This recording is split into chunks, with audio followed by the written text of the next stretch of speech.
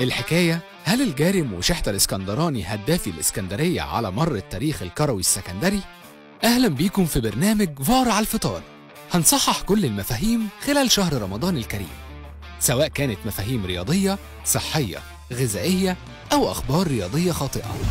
ضيف الحلقة النهاردة أستاذ أيمن بدرة. كل عام وحضراتكم بخير، رمضان كريم. أنا جاي النهاردة أكلمكم عن نفاسة في تاريخ الكرة المصرية. الحقيقة أنه مش بيلعب في القطبين الأهلي ولا الزمالك، ولكن بيلعب في سيد البلد في الاتحاد السكندري. نجمنا النهاردة هو عبد الفتاح الجارم، شاب سكندري اتولد سنة 53، لكن ميلاده الكروي الحقيقي كان يوم 22 مايو سنة 73. عمل ايه عبد الفتاح الجارم؟ عبد الفتاح الجارم كان لسه ما كملش 20 سنة، لكن كانت في مباراة تاريخية ما بين الأهلي والاتحاد السكندري. المباراة دي كانت هي المباراة الفاصلة على نهائي كاس مصر. الفريقين لعبوا يوم 18 مايو مباراة انتهت بالتعادل. لوائح الكاس كانت وقتها بتقول انه مفيش لا اكسترا تايم ولا ضربات ترجيح. مباراة العودة كانت يوم 22، كانت يوم الاثنين.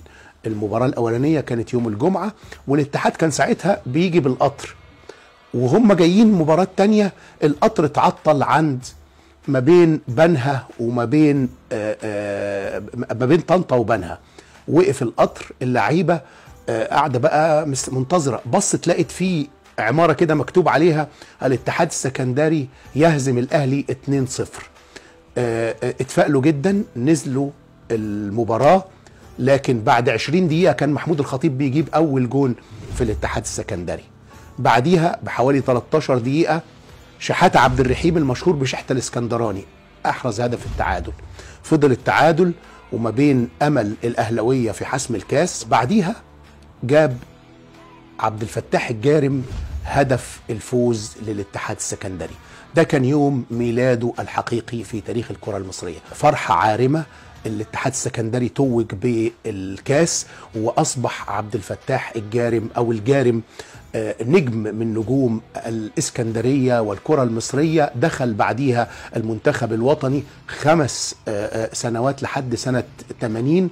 اعتزل 87، لكن لا يزال عبد الفتاح الجارم هو نجم شهير بيشار له بالبنان. ودي قصة أو جزء صغير من قصة نجم من نجوم الزمن الجميل.